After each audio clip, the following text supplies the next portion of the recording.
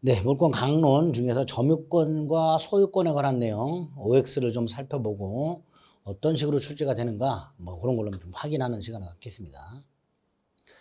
자, 1번 점유보조자라고 나와 있죠. 195조에 뭐라고 돼 있죠? 가사상 영업상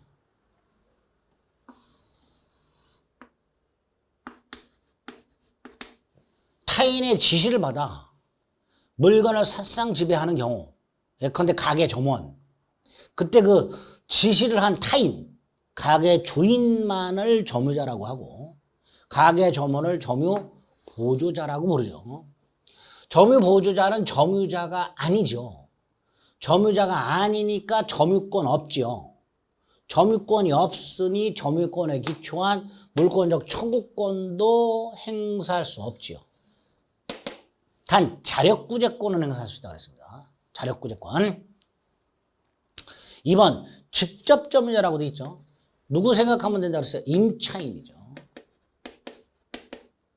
194조에 의하면 임대인이 직접 점유자, 임차인이 간접 점유자죠. 이때 임대인이 간접 점유자, 임차인이 직접 점유자죠. 갑이 을에게 물건을 빌려줬는데 제3자가 침탈을 했다.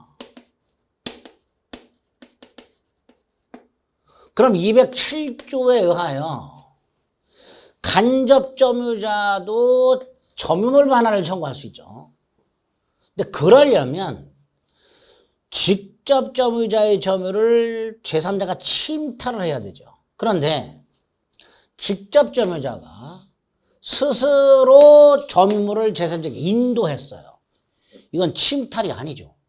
침탈이 아니니까 간접 점유자는 점유회수, 즉 점유물 반환을 청구할 수 없다. 이렇게 되겠죠. 1번이면 점유보조자와 간접 점유자, 관념적 점유에 관해서 나왔었고요. 3번 점유 퇴항과 관련해서 추정 규정이 있었죠. 197조 1항. 점유자는 소유의 이사로 평온하고 공연하게 선의로 점유한 걸로 추정이 되지만 과실 없이 이건 추정이 안 되죠. 여기 틀렸죠. 무과실 점유는 추정되지 않는다고 했습니다. 조심하셔야 되죠. 4번 점유자와 회복자와의 관계, 점유자의 과실수취권, 점유 멸실 훼손에 대한 손해배상, 점유자의 비용 상환 청구 세 가지가 있었죠. 201조, 202조, 203조.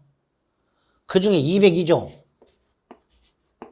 점유물이 점유자의 잘못으로 멸실 훼손되었을 때 선의 자주는 이익현존 한도에서만 손해배상, 악의나 선의 타주는 이익현존 한도가 아니고 전손해배상이죠. 전손해배상. 그러니까 틀렸죠. 조문 정확하게 숙지하시자 그랬었죠. 자, 5번. 점유물 반환 청구와 관련해서 점유물 반환 청구권 204조에 뭐라고 되어 있죠?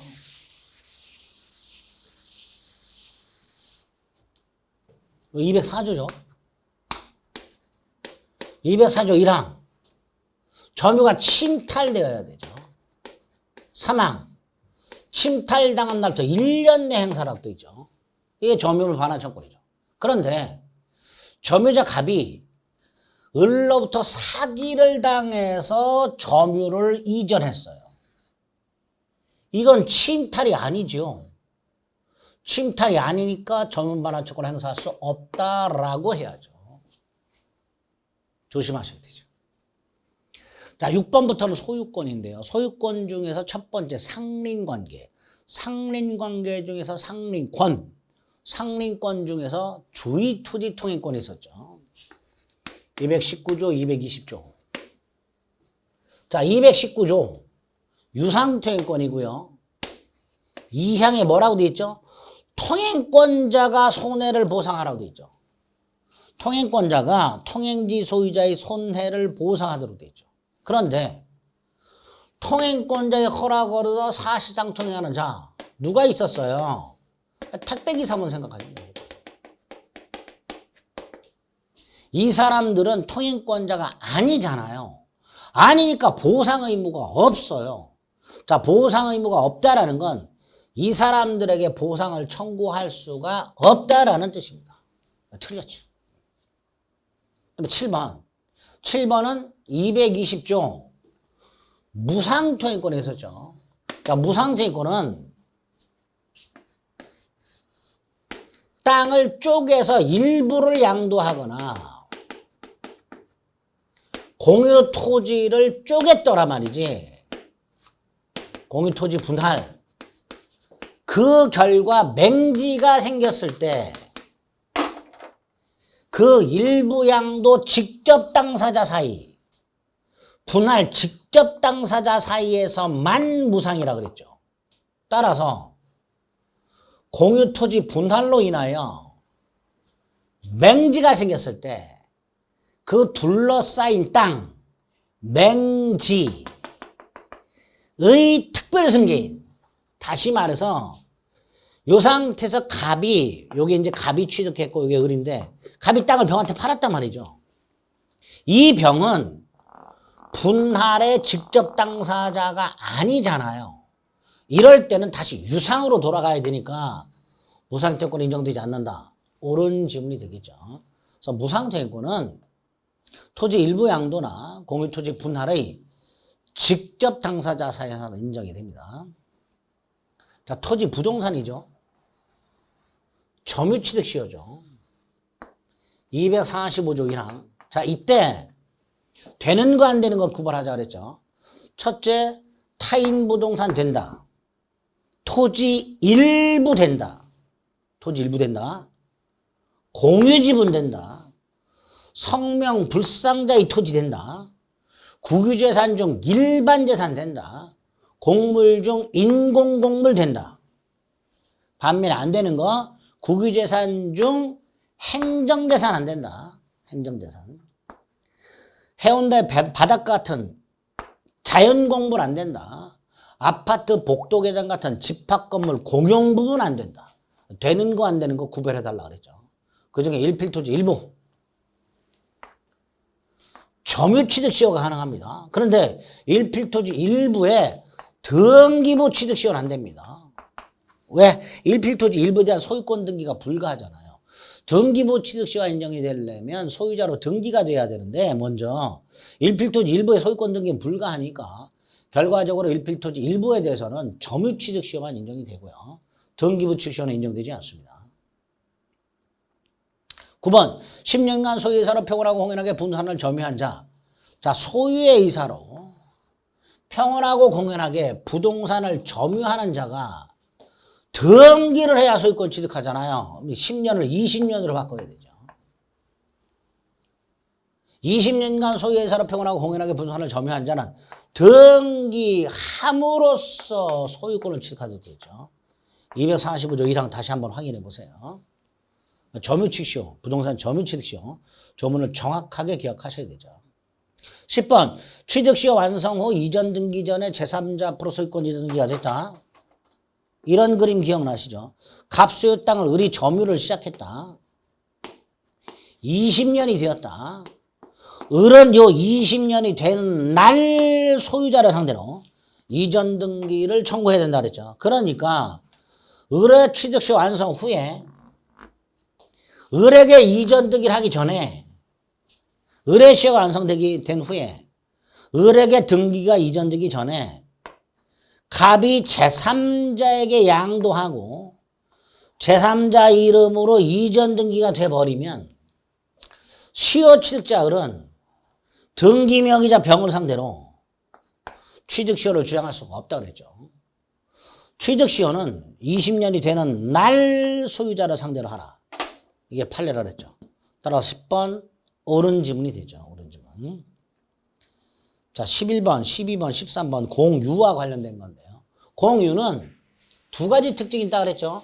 지분 처분의 자유와 공유물 분할의 자유가 있다 그랬죠. 지분 처분의 자유라는 게 뭐예요? 공유자는 다른 공유자의 동의 없이 지분 팔아먹을 수 있죠. 그게 처분이고, 또 하나가 공유 지분에 요거를 담보로 제공하고 돈을 빌려 내가 땅이 하나 있고 내가 여기 2분의 1 지분을 가지고 있어.